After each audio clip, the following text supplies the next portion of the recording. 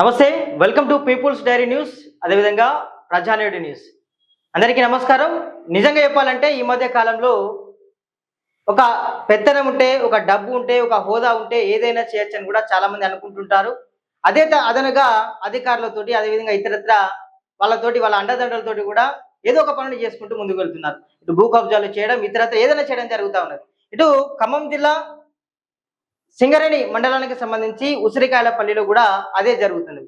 అప్పట్లో బీఆర్ఎస్ ప్రభుత్వ హయాంలో ఆర్టీఐ మాజీ కమిషనర్ ఎవరైతే ఉన్నారో శంకర్ నాయక్ భూదందాలు కూడా ఒక్కొక్కటిగా బయటకు వస్తున్నాయి. అదే వేదికగా పీపుల్స్ డైరీ వేదికగా కూడా సంచలన కథనాలు, వరుస కథనాలు వస్తున్నాయి.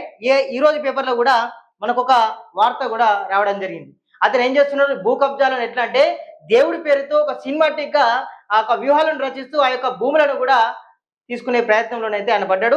ఆ యొక్క అంటే మామూలుగా ఎవరైతే ఈ భూములను కొనుగోలు చేస్తున్నారో, అంటే ఓనర్లు ఎవరైతే ఉన్నారో వాళ్ళు కూడా వాళ్ళని ఇబ్బందులు కూడా చేసిన పరిస్థితి కనబడుతుంది. ఒకసారి చూద్దాం వార్తను. సినిమాటిక్ గ్యారడీ, భూమిని దక్కించుకునేందుకు విగ్రహాలతో నాటకం, కబ్జా కోసం దేవుడిని అడ్డుపెట్టుకుంటున్న వైనం, ఇలాంటి వేషాలను నమ్మేదెవరు, అబాసు పాలవుతున్న తగ్గని అక్రమార్కుడు. కారేపల్లిలో అర్ధరాత్రి విగ్రహాల రాజకీయం, బాధితుడిపైనే ఎదురు కేసులు, రక్షణ కరువైందన్న బాధితుడు పచ్చిపాల భద్రయ్య. అంటే నిజంగా చెప్పాలంటే 2-3 సంవత్సరాల నుంచి కూడా ఇలాంటి వేదనలకు గురవుతున్నాడు పచ్చిపాల భద్రయ్య అనేటువంటి రైతు. ఇప్పటికే తన భూమిని కాపాడుకునేందుకు కూడా అతను నిజంగా చనిపోయేటువంటి పరిస్థితి కూడా వెళ్ళాడు. మందు డబ్బాను అంటే మందు తాగి కూడా ఆసుపత్రి పాలైండు. అయినా కూడా అతను కనికరిస్తున్నాడు. దాదాపుగా 60 సంవత్సరాల పాటు ఆ యొక్క భూమిని వాళ్ళంతా కూడా సాగు చేసుకుంటున్నారు. ఒకసారి లోపలికి వెళ్ళి చూసే ప్రయత్నం చేద్దాం. రైట్. రాత్రికి రాత్రే విగ్రహాలు ఏర్పాటు చేసి విలన్లు, గ్రామస్తులను నమ్మించి నాటకీయంగా తాము అనుకున్నది సాధించుకోవడం అనేక పాత సినిమాల్లో చూసాం.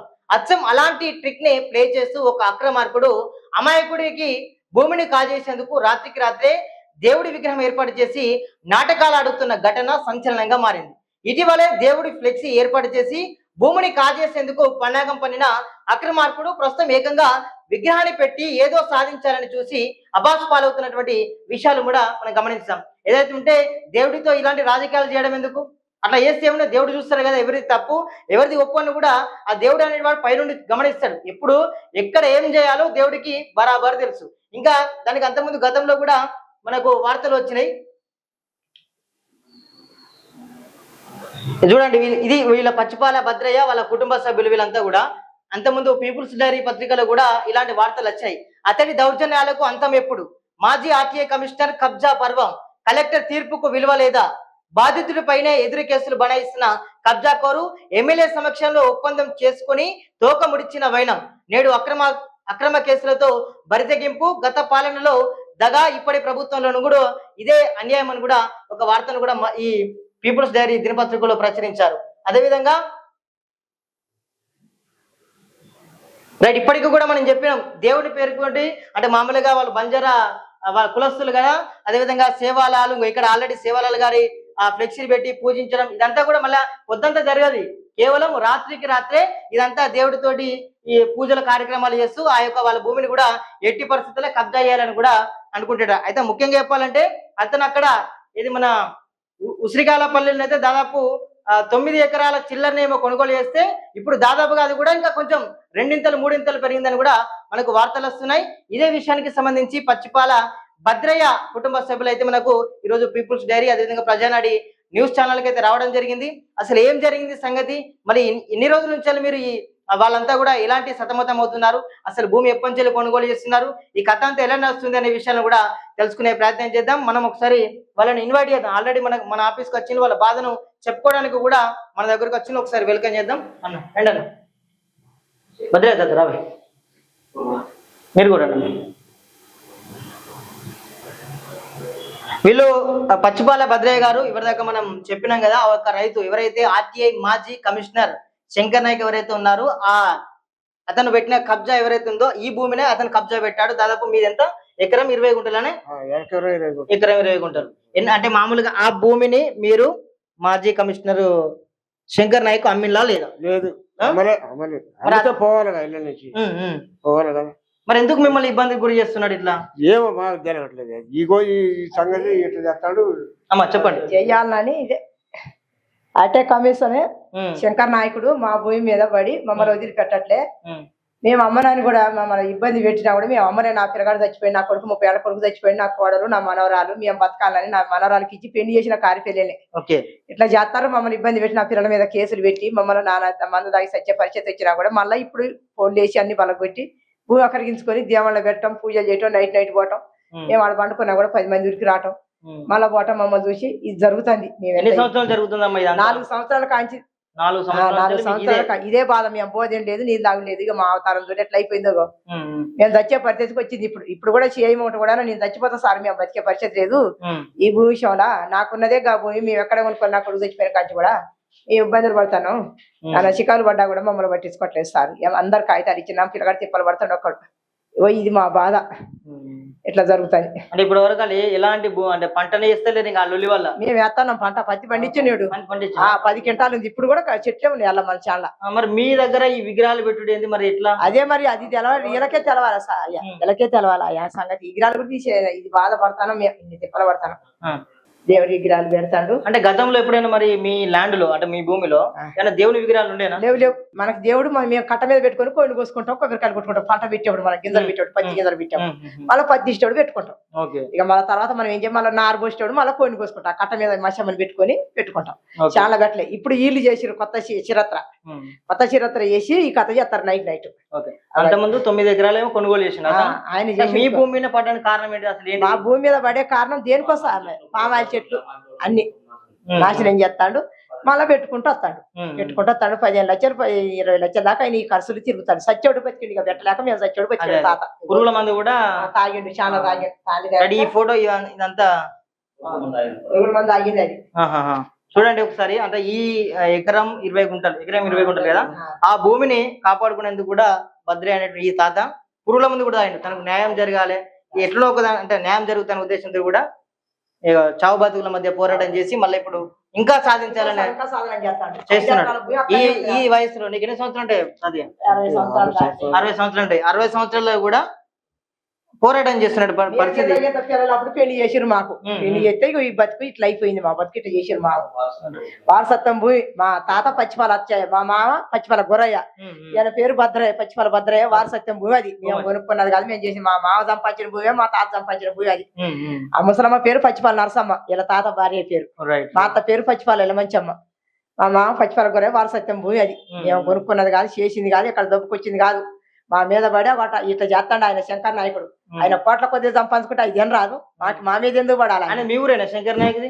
కాదు బంగ్లా మరిపడ బంగ్లా. మరి అక్కంచెలు ఇక్కడికి ఎట్లా ఎందుకు వచ్చింది అన్నట్టు? ఈ మాకు వాడు ఉన్నాడుగా, మా బావ కొడుకులు, వాళ్ళు అమ్ముకొని ఈ కథ చేసారు. మా భూమి మీద పడతాడు. ఇది కూడా మీ వాళ్ళు అమ్ముకున్నారు. ముగ్గురు అమ్ముకున్నారు. మేము ఒక గుంట కూడా అమ్మాలి. ఇంకా 2 ఎకరాలు పంచేది ఉంది, ఇంకా 2 ఎకరాలు పంచేది ఉంది ఒక దుంపల గుంటల. వాళ్ళు కొనడం వల్ల ఇదంతా మాది మా మీద పడతాడు. ఇక మా మీద పడి మమ్మల్ని ఊడుగుస్తాడు. మీది కబ్జా చేస్తే ఇంకా ఆయనకి ఇక అంతా అయిపోద్ది. దానికి 4 ఎకరాల పొలం కూడా ఉంది అక్కడ మాకు. అంటే మీ ఉదాహరణకు ఎన్ని ఎకరాలు చేసిన అన్నట్టు ఇప్పుడు ఆయన మొత్తం? ఆయన ఇక ఎన్ని ఎకరాలు చేసి 20 ఎకరాలు దాకా ఉంటుంది అట్టుంది. ఇక 22 ఎకరాలు 23 ఎకరాలు చేసిండు. కొని కొంత కొనడు, కొంత అవతల అక్కడిగించుకోడు. ఇక మా భూమి మీద పడ్డాడు. ఇక మాది కూడా దొబ్బాలని మా భూమి మీద పడ్డాడు. కొంత బుంగతే మొత్తం ఇక అంతా అయిపోయింది. ఆయనకి ఆ చెర్లు కూడా పంచుకొని చెర్లు కూడా 2 కుంటలు ఉన్నాయి. ఆ కుంటలు కూడా దొబ్బాలని చూస్తాడు ఆయన. అవ ఇది బాధ. 2 కుంటలు ఎవరు కొనుటోళ్ళు కూడా ఉండరు. దాని కింద రైతులు చాలా మంది ఉన్నారు. పండే పొలాలు అవి గుంటలలో నీరు గురించి సంవత్సరం కూడా లేదు. అలా అట్లా ఇబ్బంది పడతారు. పంచుకోవాలి మేము అసలు. ఇంకా అది పంచేది కూడా అట్నే ఉంది. ఆ భూమి దీని మీద పడతాండి. ఈ శికాకులే జరుగుతాయి. 4 సంవత్సరాలు తెలియదు తిండి మేము తింటట్లేదు అసలు. ఇక తింటట్లేదు, బతికట్లేదు అసలు. పిల్లల మీద కేసులు పెట్టిన ఆడపిల్లల మీద. నాకు మీరు ఇంకోటమ్మా ఇట్లా చేస్తున్నారు, ఇట్లా మీకు కబ్జా చేస్తున్నారు. 1,50 లక్షల దావత్ వేసిండు మా మీద హైకోర్టు నుంచి. ఆ కాగితం వచ్చింది. ఇప్పుడు పోవాలి. నా మనవరాలు పెళ్లి అయింది, కారిపిల్ల. ఆ బాబు ఏం చేస్తాడు? మరి ఈయన మీద ఇంత జరుగుతుంది. ఇక జరుగుతుందిగా ఇప్పుడు. మరి ఇక కేసు ఎత్తే ఇంకా దొరకట్లేదు అసలు. అలా వేసిన కేసు ఇప్పుడు వేసినాం మొన్న. ఎత్తే దొరకట్లే. ఇంకా ఇప్పుడు మొన్న నా మీదనే కలబడి ఇగో ఈ గుడ్డలు దించింది. ఎఫ్ఐఆర్ అంటే ఇగో గుడ్డలు దించింది నా మీద కలబడి గుడ్డలు దించి ఎవరు గుడ్డలు దించింది వాళ్ళు? ఆమె లెమ్మడ శంకర్ నాయకుడు భార్య. ఆమె కూడా ఇన్వాల్వ్ ఉన్నది. గుంజింది నన్ను బేటీ నెట్టేస్తాను దేవుని తెత్తంటే పిల్లగాని మీద కలబడి చెల్లు గుంజుకుంటాను. అంటే ఈ దేవుళ్ళని పెట్టుడు పొద్దుంతా పెడతారు, నైట్ పెడతారు. నైట్ పెడతా ఎప్పుడైనా అటెండ్ అయిన అంటే చూసిలా? చూసినామంటే సారు మేము అల్లా అనుకుంటే మాకు ఇక భయం అవుతుంది. మొన్న 10 మంది వచ్చేవాడు చూసి నేను కంప్లీట్ ఇచ్చేసాను. రమ్ములు బలగొట్టిర్రు, బిందెలు వేసపోయి నీరు పోసుకున్న బిందెలు అవన్నీ ఆగం చేసిర్రు. 2 మంచాలు కూడా పలిగిపోయి ఎరగొట్టిరు. ఆడ పండుకుంటాను మేము చుట్టూ పించింగ్ చీగా ఆగం చేసి 2 సార్లు బలగొట్టారు. CC camera బలగొట్టిర్రు. మరి పోర్లు 2 సార్లు వేసినవి కూడా ఫస్ట్ వేసినవి బలగొట్టితే మళ్ళీ వేయించుకున్నా నేను. తాడు అమ్ముకొని వేయించుకుంటే ఆ సైన్ కూడా గుంజుకునేది. మొన్న అవి కూడా కేసు పెట్టినాం. మళ్ళీ పోర్లు 90 పోర్లు బలగొట్టింది. 4 క్వింటాలు తీగ ఆగం చేశారు. CC camera బలగొట్టింది. 10 పెట్టి సీసీ కెమెరా తింటే అసలు మేము బతికే పరిస్థితే కాదు ఈ పరిస్థితి. ఈ భూమి నిజంగా అల్లకొల్లం అవుతుంది. అంటే మొత్తానికి అయితే ఒకసారి చూసినాం కదా. ఎందుకంటే ఈ ఎకరం 20 గుంటల నుంచి 4 సంవత్సరాల నుంచి కూడా వాళ్ళంతా కూడా వేదన పడుతున్నారు. మా చేతులు వెక్కొత్తాయి, చేతులు కాళ్ళు వెక్కొత్తాయి, ఇవన్నీ ఏళ్ళు వెక్కొత్తాయి. ఇట్లా ఈ కాలంలో మామూలుగా మనవలు మనవరాలతో ఉండాల్సినటువంటి ఏజ్ ఇది. వాళ్ళు ఒక భూమి కోసం నిజంగా చెప్పాలంటే కొట్లాడుతున్నారు. వీళ్ళ బాధ చూస్తున్నది. ఎందుకంటే ఒక అమ్మ దుఃఖిస్తుందంటే ఒకసారి పిల్లలు చూసుకుంటే నా కొడుకు 30 ఏళ్ళ కొడుకు చచ్చిపోయాడు. ఆ పిల్లలు రాజులని పెళ్లి చేసి నా మనరాలి ఆ పిల్లలు కాడికి పోయి 2 రోజులు మాత్రం శాంతి ఉంటట్లేదు. దేవుడా మమ్మల్ని ఎట్లా చేస్తాను మా ఎంటబడి. ఒక్కొక్కసారి మామూలుగా ఈ విషయాల గురించి, ఎందుకంటే వీళ్ళకి పాపం అంటే టెక్నికల్ నాలెడ్జ్ లేకపోయినా కూడా వాళ్ళకు వాళ్ళ అన్న కొడుకు ఒకసారి అన్ని డిస్కస్ చేస్తారు. ఒకసారి మాట్లాడే ప్రయత్నం చేద్దాం. అన్నట్టు ఊకమ్మ కాదు, ప్రయత్నం చేస్తున్నారు మీరు. రైట్ అన్న, నమస్తే. నమస్తే. చెప్పండి అన్న, అసలు మామూలుగా ఏంటిది ఈ పరిస్థితి? అది ఇది ఎక్కడి నుంచి మొదలైంది? ఒకసారి మీ వివరాలు చెప్పేసాను. ఇది ఎక్కడి నుండి మొదలైంది అంటే పచ్చిపాల శ్రీనివాస్ అనే వాళ్ళు, వీళ్ళ ఫ్యామిలీ భద్రయ్య ఫ్యామిలీ అనే అతను ఆలేతండకు చెందిన రామ్జీ అనే భూమిని 9 ఎకరాల 22 గుంటలో వీళ్ళు ఫస్ట్ ఆక్యుపై చేస్తారు. ఒరిజినల్ గా వాళ్ళ భూములు అవి. వాళ్ళ భూములు అయినప్పుడు వీళ్ళందరూ దాని మీద పోతే ఆ రామ్జీ అనే అతను వీళ్ళ మీద ఎల్టీఆర్ కేసులు పెడితే ఆ భూమికి వీళ్ళకి పట్టాలు ఉండవు. ఎవరికి పట్టాలు ఉండకపోతే ఈ పట్టాల భూములు మాకు అవసరం లేదు, ఆ ఖాళీ పట్టాలు ఉన్న దానికి కేసులు మేము తిరగలేమని ఆ 8 ఎకరాలు మనిషికి 2 ఎకరాలు కూడా వాళ్ళకి ఇచ్చేస్తారు. పచ్చిపాల సీను వీళ్ళ అన్న కొడుకు పచ్చిపాల సీను అనే అతనికి ఇచ్చేస్తారు. వైట్ పేపర్ మీద సంతకాలు పెడతారు, వాళ్ళ కోడలు పెడతారు. కానీ భద్రయ్య ఎక్కడా సంతకం పెట్టాడు. అసలు దానికి పట్టా అనేదే ఉండదు. పట్టాలో ఉన్నా కానీ చిన్న సంతకం పెడితే, కానీ ఇతను ఎక్కడ సంతకాలు కూడా పెట్టాడు.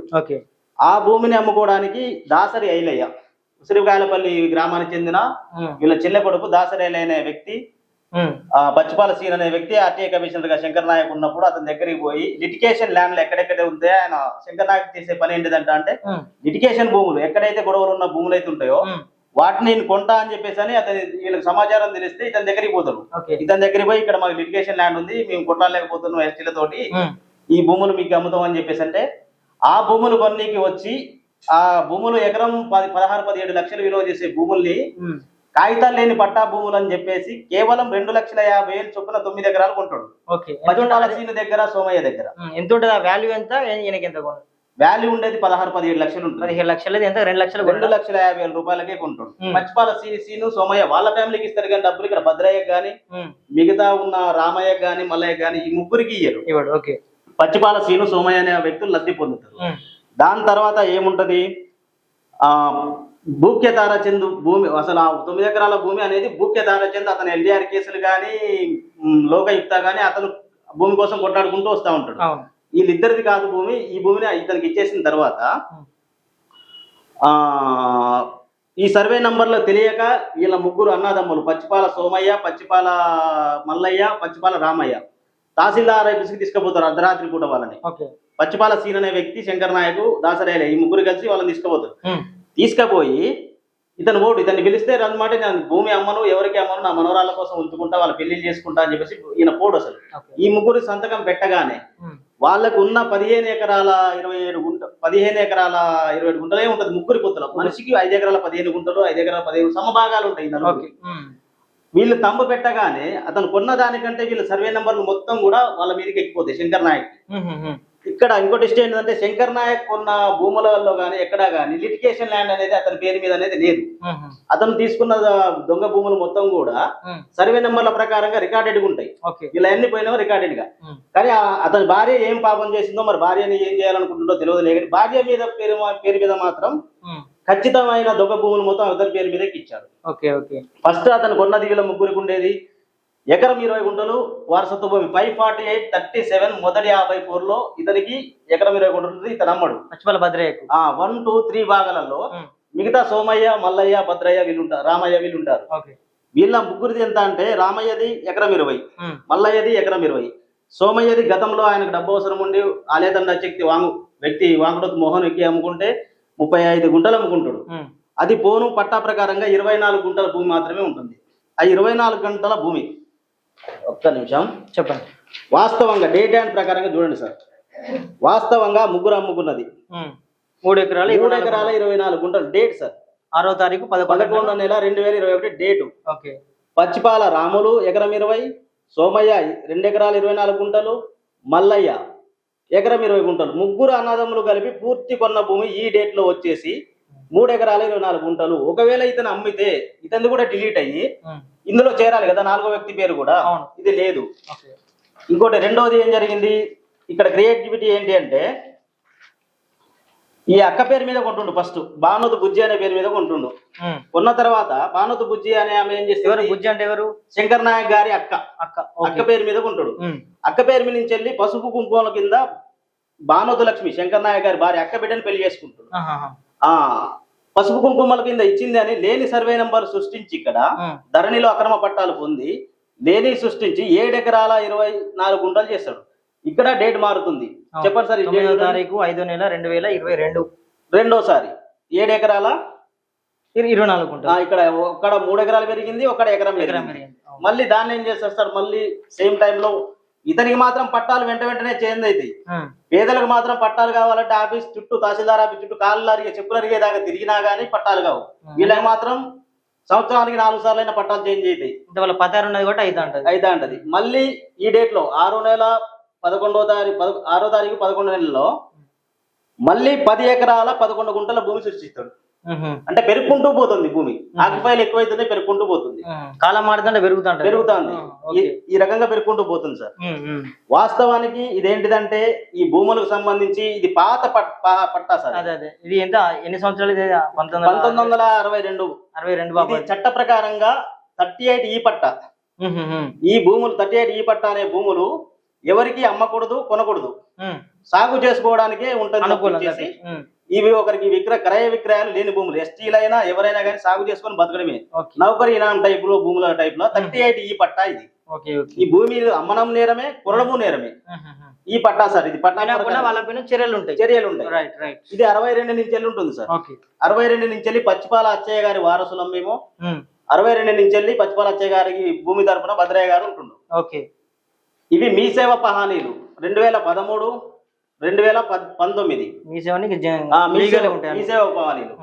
ఇది 2000 తహసీల్దార్ ఆఫీసులో RTI చట్టం ద్వారా తీసుకున్న కాపీలు సార్ ఇవన్నీ. 2023, 24 పహానీలు కూడా పచ్చిపాల భద్రయ్య భూమి మీద ఉండేది అన్నట్టుగా ఇచ్చారు. ఇది కూడా 2019 23, 24. ఇది 1B పహానీ సార్. 1B లో కూడా పచ్చిపాల భద్రయ్యకి 548/37 ఎకరం 20 గుంటల భూమి ఉన్నది అన్నది.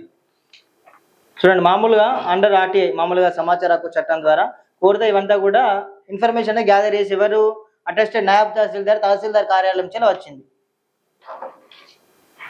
ఇది సార్ తహసీల్దార్ గారు ఇచ్చిన ఫీల్డ్ పొజిషన్ సర్టిఫికెట్. ఇక చదవండి సార్. ఇది పచ్చిపాల భద్రయ్యే భూమిలో సాగులో ఉంటుందని పచ్చిపాల భద్రయ్య పురుగుల మందు తాగినప్పుడు ఎమ్మెల్యే గారి సమక్షంలో తీర్మానం జరిగినప్పుడు ఎమ్మెల్యే గారే దగ్గరుండి పచ్చిపాల భద్రయ్యదే అని భూమి తేల్చి తహసీల్దార్ గారికి చెప్తే రికార్డులను పరిశీలించి అప్పటి RI జార్జి గారు రికార్డులను పరిశీలించి రికార్డుల ప్రకారంగా పచ్చిపాల భద్రయ్యదే భూమి అని అద్దు రైతుల వాంగ్మూలము, గ్రామస్తుల వాంగ్మూలము, అన్ని వాంగ్మూలాల ప్రకారంగా ఇది అద్దు రైతుల వాంగ్మూలం సార్. ఇది తహసీల్దార్ ఇచ్చింది. దాని ప్రకారంగా ఫీల్డ్ పొజిషన్ భద్రయ్యదే అని చెప్పేసి ఇచ్చిన ఇవి సార్ ఎమ్మెల్యే సమక్షంలో జరిగినాయి. ఇవి 3. ఇదేమో అద్దు రైతులది, ఇదేమో తహసీల్దార్ది. మళ్ళీ మనకు భద్రాచలం మొబైల్ కోర్టు ద్వారా కూడా సార్ ఆర్డర్ ఉంది, ఇంజెక్షన్ ఆర్డర్ ఉంది. మన భూమి ఎవరిని డిస్టర్బ్ చేయకూడదు అనేది కూడా మనకు ఆర్డర్ ఉంది. ఓకే. ఈ ఆర్డర్ ను కూడా బేఖాతారు చేసి ఇప్పుడు మన ఆస్తి నష్టం చేశారు. రాత్రి దేవుళ్ళు పెడుతున్నారు, అవును, చాలా ఇబ్బందులు పెడుతున్నారు. వీళ్ళ తరపున నేను కొట్లాడుతుంటే ఇది ఏడీ సర్వే సార్. ఏడీ సర్వేలో కూడా ఫీల్డ్ పొజిషన్ లో భద్రయ్య ఉన్నాడు అని చెప్పేసి ఇస్తాడు. లొకేషన్ స్కెచ్ సార్, సర్వేలో కూడా లొకేషన్ స్కెచ్. ఈ బాక్స్ అనేది right P1 P2 location sketch ఉందా సార్? లొకేషన్ స్కెచ్ లో కూడా భద్రయ్యే భూమి అని ఉంటుంది. తహసీల్దార్ గాని, ఆర్డీఓ గాని, ఏడీ గారు గాని వీళ్ళందరూ కూడా భద్రయ్యదే భూమి అని ఇస్తారు. రైట్. ఈ కేసులతో సార్ కలెక్టర్ గారి కేసులో సీఎంఏ వేశాను. ఈ మొబైల్ కోర్టులో వేసిన వాటిని ఛాలెంజ్ చేస్తూ కలెక్టర్ కోర్టులో సీఎంఏ వేస్తే సీఎం లో కూడా గౌరవ కలెక్టర్ గారు పచ్చిపాల భద్రయ్యదే భూమి అని ఫీల్డ్ పొజిషన్ సర్టిఫికేట్ ఇచ్చేసి స్టేటస్ కో ఆర్డర్ ఇచ్చేసి భద్రయ్య భూమి భద్రయ్య సాగులో ఉన్నాడు అని చెప్పేసి ఇద్దరిని కలిపి ఎవరైనా కానీ మీకు అభ్యంతరాలు ఉంటే, నేను ఇచ్చిన ఆర్డర్ పై అభ్యంతరాలు ఉంటే టైటిల్ సూట్ వేసుకొని ఈ భూమి ఎవరిది అనేది అక్రమ పట్టాలు ఎవరికైతున్నాయో వాళ్ళందరినీ తొలగించి భద్రయ్యకు అనుకూలంగా ఈ భూమి వారసత్వంగా ఉన్నది, భద్రయ్యది భూమి టైటిల్ సూట్ వేసుకొని డిక్లేర్ చేసుకోండి అన్నారు సార్. కోర్టు ద్వారా గౌరవంగా నేను కోర్టుల ద్వారా పోతాను అట్లా అని చెప్పేసి జనాల్ని నమ్మించి మాయమాట చెప్తున్న శంకర్ నాయక్ కానీ కోర్టుల ద్వారా పోయే వ్యక్తి అయితే అర్ధరాత్రి పూట చీన్లో దేవుళ్ళు పెట్టడం ఏంటి? అర్ధరాత్రి దొంగల్లాగా వచ్చి చీన్ను దున్నడం ఏంటి? కోర్టులాగా పోయే వాళ్ళు అయితే కోర్టులో నువ్వు టైటిల్ సూట్ వేసుకోమన్నారు. గౌరవ కలెక్టర్ గారు టైటిల్ సూట్ వేసుకోమన్నారు. టైటిల్ సూట్ వేసుకోకుండా కలెక్టర్ గారు ఇచ్చిన దాన్ని ధిక్కరించి హైకోర్టుకి వెళ్ళి హైకోర్టులో ఏం ఆర్డర్ క్యాన్సిల్ చేశారు సార్? స్టేటస్ కో ఆర్డర్ మాత్రం ఒకటే క్యాన్సిల్ చేయించారు. మాకు 6వ నెల 19వ తారీఖు వాయిదా ఉంది. మేము ఆ రోజు అటెండ్ అవుతాము, మాకు ఇచ్చిన భూమి రికార్డులన్నీ చూపిస్తాము, వాళ్ళ మీరు చెప్పుకుంటారు. అప్పుడు మా ఆర్డర్ మాకు వస్తుంది. నీ సర్వే నెంబర్ వేరు, మా సర్వే నెంబర్ వేరు. మీ సర్వే నెంబర్ వచ్చేసి 548/37 5/4 మీది. అక్కడ ఆ సీరియస్ అనేది ఎక్కడా లేదు. మీ సర్వే నెంబర్ కి మీకు ఆర్డర్ వచ్చిందో మాది క్యాన్సిల్ చేయమని ఎక్కడా చెప్పలేదు. మీకు సంబంధించిందే ఉంది. మేము పోతాము, మళ్ళీ కోర్టు ద్వారానే గెలుచుకుంటాము. దాని తర్వాత టైటిల్ సూట్ వేస్తాము. టైటిల్ సూట్ వేసిన తర్వాత నీకు చేసిన తహసీల్దార్లు ఎవరు, నీకు సపోర్ట్ చేసిన ఆర్ఐ ఎవరు, వాళ్ళందరి మీద కూడా ఇబ్బందులు అయితే వాళ్ళందరూ కూడా కేసులు పాలవుతారు. ఇవన్నీ కూడా కోర్టులో దృష్టిలో పెట్టుకొని చేయాలి సార్. ఓకే. భద్రయ్య పురుగుల మందు తాగినప్పుడు పోలీస్ వారు అతనిపై ఎఫ్ఐఆర్ నమోదు చేశారు. ఓకే. అప్పుడు పరారీలో ఉన్నాడు, రిమాండ్ లేకుండా. మళ్ళీ ఇప్పుడు కూడా ఈ రోజు నిన్నైన కేసులో కూడా పరారీలో ఉన్నాడు, రిమాండ్కి దొరకకుండా డబ్బు ఆర్థిక రాజకీయ కులబలంతో డబ్బుకు పెట్టేసి అధికారులను జైలుకు పోకుండా ఏదో తెచ్చుకుంటాడు. హైకోర్టులో ఆయారాట సార్ తను. హైకోర్టులో ఆయారాట, ప్లస్ పిహెచ్డి చేసిన వ్యక్తి అట, చాలా ఉన్నతమైన వ్యక్తి అట. తహసీల్దార్ గా మన ఆర్టీఐగా పనిచేసినప్పుడు ఎంతో మందికి ఆర్డీఓలకి తహసీల్దార్లకి వీళ్ళందరూ కూడా సేవలు అందించిందట. భూములు పట్టాలు చేశారట సార్. భూములు పట్టాలు చేశారట. వాళ్ళందరి అధికారం ఎమ్మెల్యేలకు కూడా ఎంతో మందికి లేని భూములను కూడా పట్టాలు చేసిన నేను అట్లా చేస్తే వీళ్ళందరికీ ఇప్పుడు సపోర్ట్ చేస్తున్నారంట. అంటే ఇచ్చి పుచ్చుకుంటాను.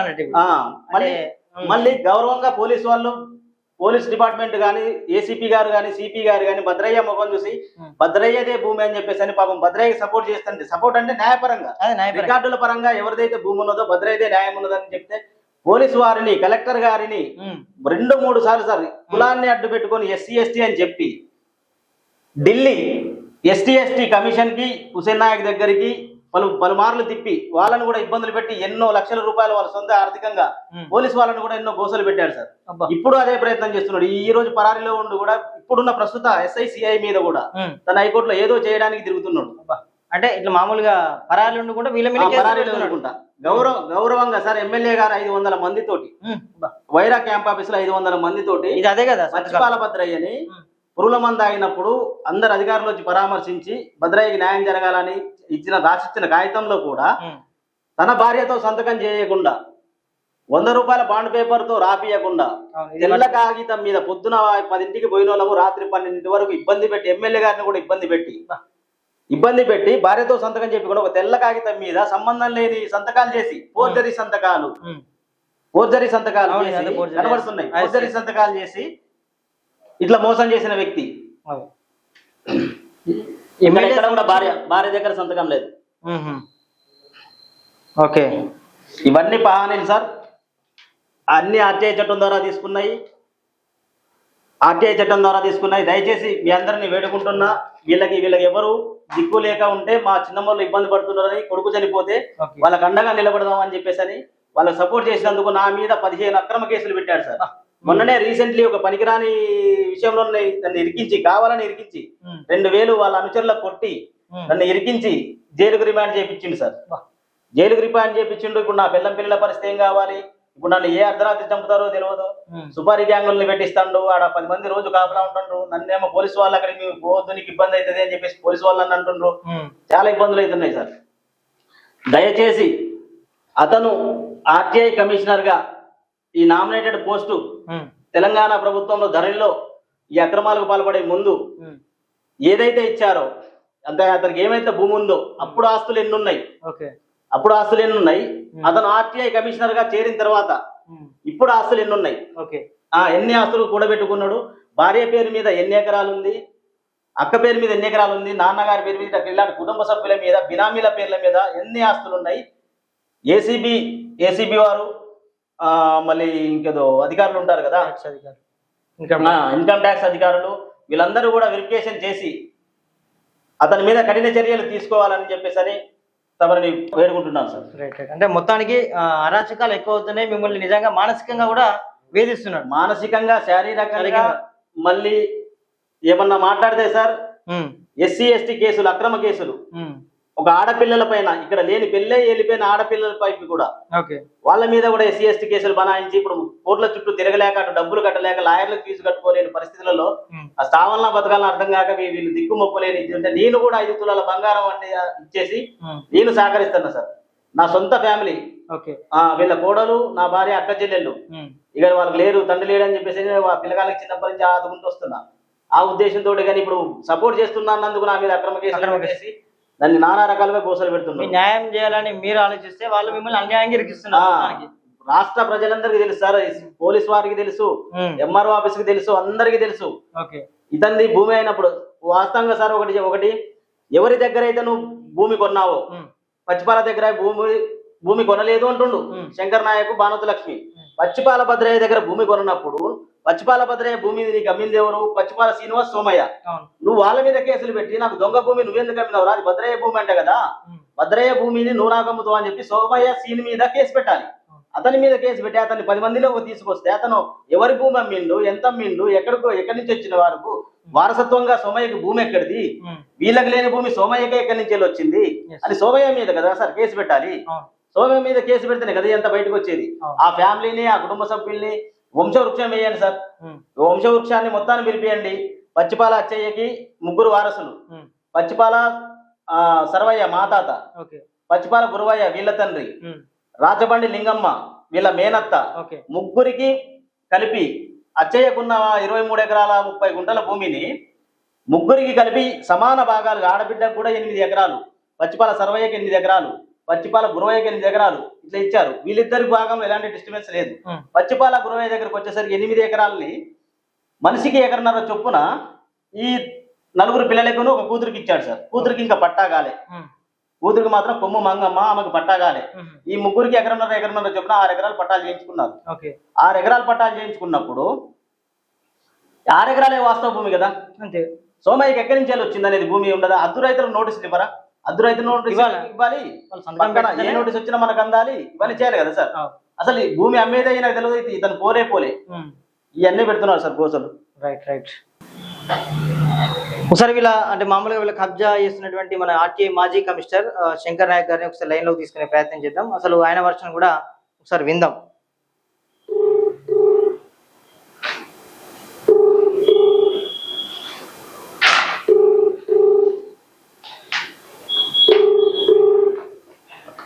చూద్దాం ఒకసారి. మరి ఇప్పటికే మామూలుగా ఎఫ్ఐఆర్ పెట్టినా కూడా మరి అబ్స్కాన్ లో ఉన్నాడు తెలుసు.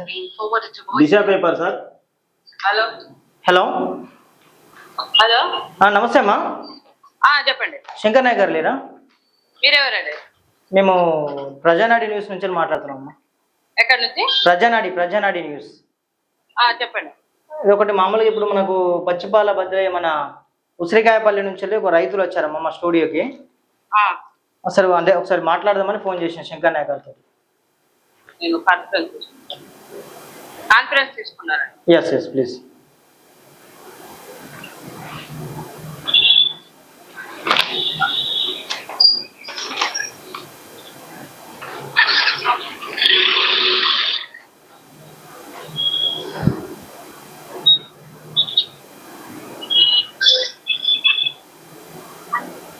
The person you are speaking with has put your call on hold. Please stay on the line. మీరు మాట్లాడుతున్న వ్యక్తి మీ కాల్ ను హోల్డ్ లో ఉంచారు. దయచేసి లైన్ లో వేచి ఉండండి. आप जिस व्यक्ति से बात कर रहे हैं उसने आपकी कॉल को होल्ड पर रखा है. कृपया लाइन पर बने. आपण मैं बात करे थे उन काय त्याव ना तो कुछ नहीं. Hello, phone cut. I will try again. The number you have dialed is currently busy. Please try later. మీరు డైల్ చేస్తున్న నంబర్ ప్రస్తుతం బిజీగా ఉంది. భాషలో ఉంటుంది. దయచేసి కొంత సమయం తర్వాత మళ్ళీ ప్రయత్నించండి. आपके द्वारा మళ్ళీ ఆల్రెడీ వాళ్ళ సంథింగ్ ఎవరికో కాల్ పోతే డైవర్ట్ చేసిండు, ఫార్వర్డ్ చేసిండు. అది మళ్ళీ ఆమె కన్వర్ట్ చేస్తే లిఫ్ట్ చేసి మళ్ళీ కూడా కట్ చేసినట్టు పరిస్థితి. వాళ్ళ భాషలో ఏదో మాట్లాడుకున్నారు. సరే ఒకసారి అంటే మామూలుగా ఆయన వర్షన్ కూడా వింటే మనకు కూడా తెలుస్తుంది కానీ ఉద్దేశంతో ఫోన్ చేశాను. ఇంకొక నెంబర్ ఉంది, ఆ నెంబర్ కూడా ట్రై చేద్దాం.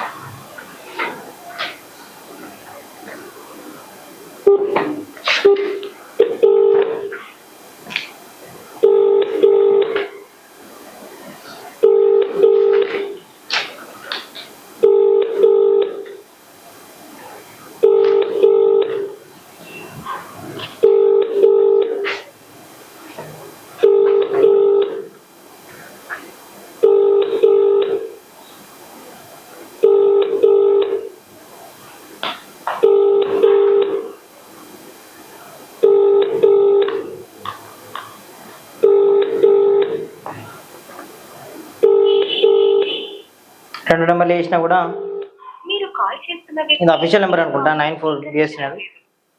బట్ ఆయన అయితే రెస్పాండ్ అయితే లేడు. మళ్ళీ ఒకసారి ట్రై అయ్యాను.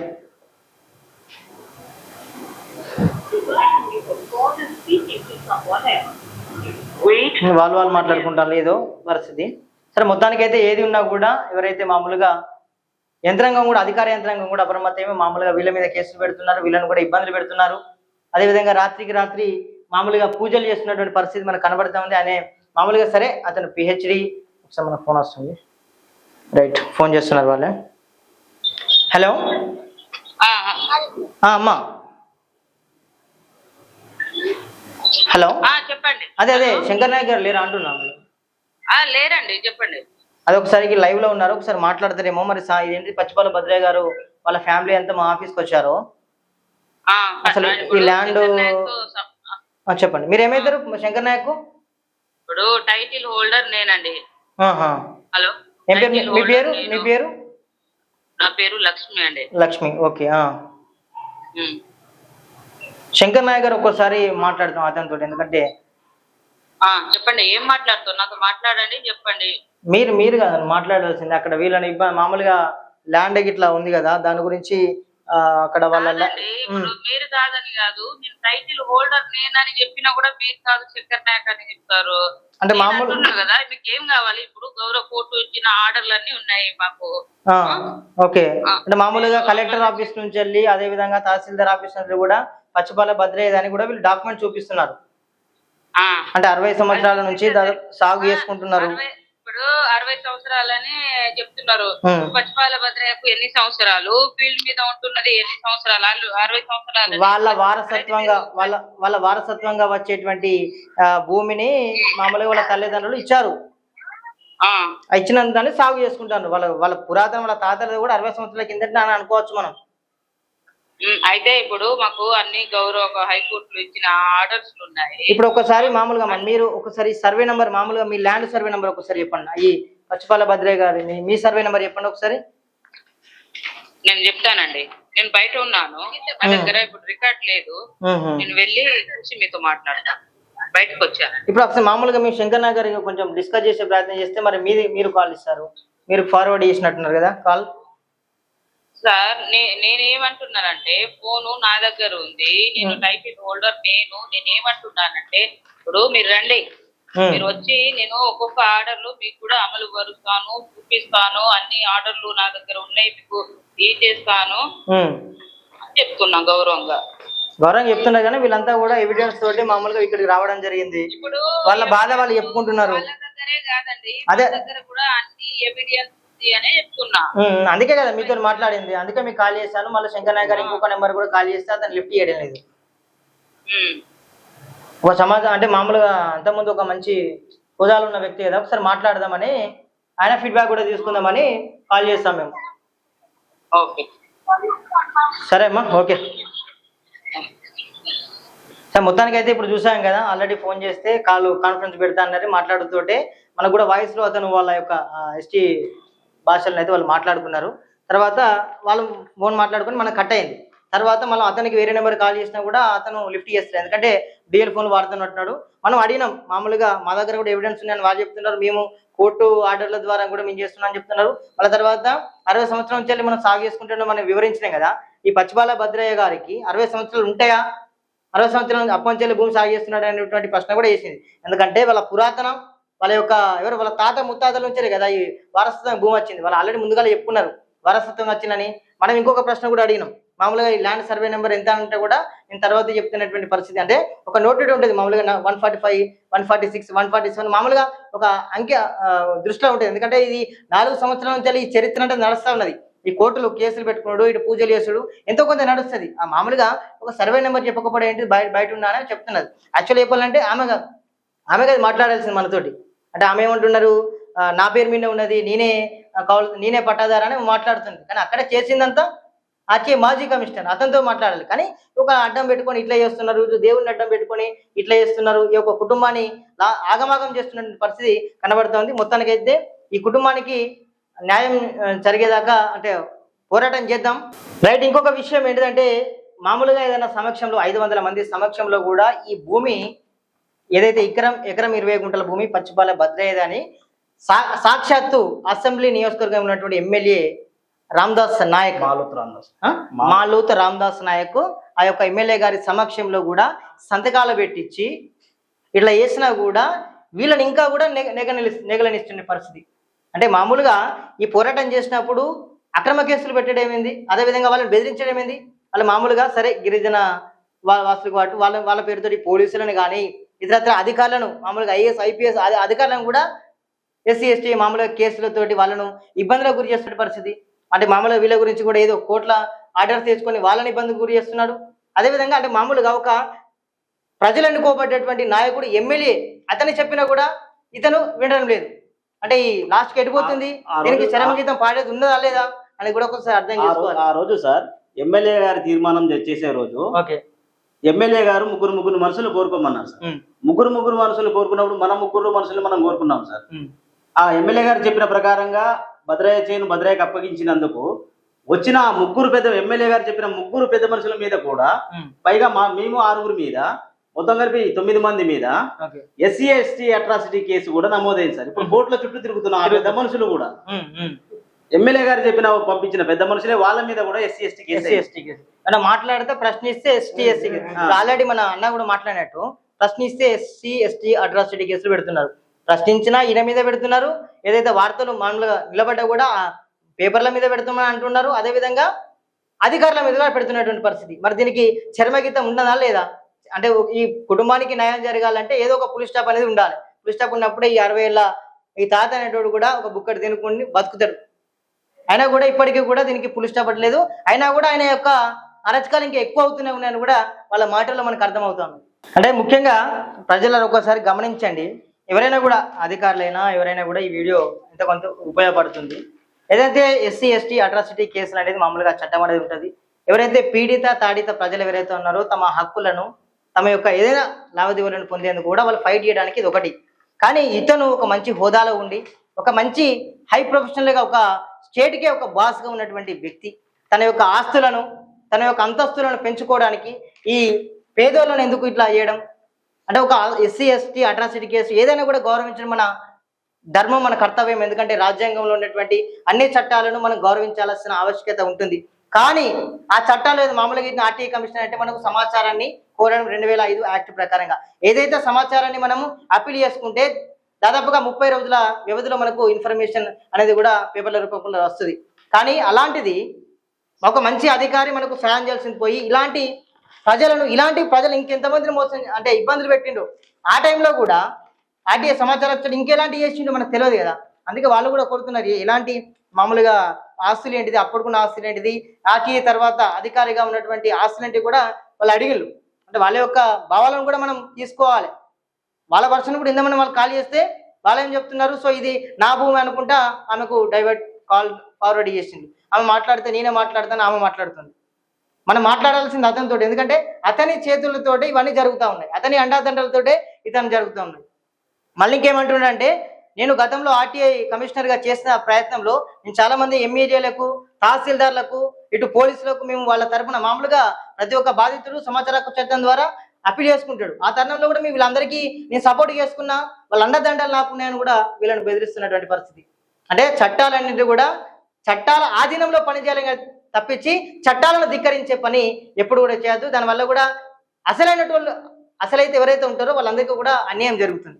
చట్టాలను లోబడి పనిచేస్తే ఏదైనా కూడా చట్టాన్ని కూడా ఆధీనంలో పనిచేస్తే బాగుంటుందని కూడా మేము అభిప్రాయపడుతున్నాం. చట్టాలు ప్రతి ఒక్కరు పాటిస్తారు, వాళ్ళ యొక్క అంటే మామూలుగా సెక్షన్లు అవన్నీ కూడా మనం అందరం పాటించాలి. కానీ ఇలాంటి వాటి వల్ల కూడా చాలా మంది ఆ లొసుకులు తెలిసినాయి కదా, ఇలాంటి వాళ్ళు ఇబ్బందులు గురవుతున్నారు. ఇలాంటి ప్రశ్నించిన వాళ్ళ మీద కేసులు చేస్తున్నారు, ఇలాంటి వార్తలు రాస్తున్న వారిని బెదిరింపులకు గురి చేస్తున్నాడు. అదేవిధంగా పరువు నష్టం దావా కేసులు కూడా నమోదు చేస్తానని కూడా బెదిరింపులు చేస్తున్నటువంటి పరిస్థితి. సో చూద్దాం మరి వీళ్ళ పోరాటం ఎక్కడ దాకా వస్తుందో. ఈ 60 ఏళ్ళ తనంలో కూడా ఇంకా పోరాటం చేస్తున్నాడంటే నిజంగా ఈ తాత ధైర్యం గొప్పది, తర్వాత అన్న ధైర్యం కూడా గొప్పదని చెప్పక తప్పదు. చూద్దాం ఈ వీళ్ళ పోరాటం ఎక్కడ దాకా పోతుందో. వాళ్ళ తరపున కూడా మనం నిరంతరం పోరాటం చేద్దాం. సో ఇది థ్యాంక్ యూ. మీరు మీ సమస్య ఉండే మీ పోరాటం చేయండి, న్యాయం ఎక్కడో ఒక చూస్తారు. సరే చూద్దాం ఈ సమస్యను అయితే ఇక్కడికి వచ్చిండ్రు, వాళ్ళ యొక్క సమస్యను తెలుసుకున్నారు. తర్వాత కూడా ఎలా జరుగుతుందో సరే కూర్చోండి. ఇంకా చూద్దాం ఇంకా ముందు ఈ పేపర్లు మామూలుగా నిన్న కూడా మనం సినిమాటిక్ గార్డెన్ కూడా నైటే ఏమైనా ఉంటే పూజ చేసుకున్న ఏదన్నా 10 మందిని పిలుచుకొని చేసుకుంటే ఆ కొబ్బరికాయలు అవేవో కొట్టి పూజ చేసి బొట్లు బొనాలు పెట్టి అవా బాంచిన అయ్యా బాంచిన దేవులను ఒక్కి మమ్మల్ని సల్లాగా చూడాలని కూడా మనం చెప్తాం. కానీ రాత్రికి రాత్రే చేస్తే ఎవరు వస్తారు? కేవలం 4 కుటుంబ సభ్యులు తప్పించి పక్కన ఎవరైనా వస్తారా? రారు. కాబట్టి ఒకసారి ఆలోచించి మనం మాట్లాడే ప్రయత్నం చేసినాం. అయినా కూడా ఇన్ఫర్మేషన్ ఇంకా పూర్తిగా రాలేదంటే వాళ్ళు తప్పించుకునే ప్రయత్నం అంటే దాటా వేసే ప్రయత్నం చేసేది. ఇది ఇప్పటి వరకు ఉన్నటువంటి అప్డేట్స్ చూస్తున్నాండి People's dairy news and Prajanadi news. Thank you so much. Right, ఇంకోటి మామూలుగా ప్రతి గ్రామంలో ప్రతి అడుగడుగున అక్రమాలు పెరుగుతూ ఉన్నాయి. దానివల్ల కూడా చాలా మంది ప్రజలు ఇబ్బందులకు గురవుతున్నటువంటి పరిస్థితి. ఇలాంటి ఏదైనా సమస్య ఉన్నా, అధికారి స్పందించకపోయినా, ఇంకేదైనా లిటిగేషన్ సమస్యలు ఉన్నా, అంటే మామూలుగా ఇబ్బందులు పడుతున్న అధికారుల ద్వారా లేకపోతే ఇంకా అక్రమార్కుల ద్వారా ఇలాంటి సమస్యలు ఉన్నా మీరు మీ తోడుగా మేము ఉంటాం. మీ సమస్యలను పరిష్కరించే దిశగా మా అడుగు అనేది ఉంటుంది. ఇంకా మీకు ఏమైనా సమస్యలు ఉంటే మా దగ్గరికి రండి. మేము స్క్రీన్ మీద ఉన్నటువంటి నెంబర్ని కన్సల్ట్ అయ్యి మా ఆఫీస్కి వస్తే మీ యొక్క సమస్యల పరిష్కారానికి కృషి చేసే ప్రయత్నం చేస్తాం. Thank you so much.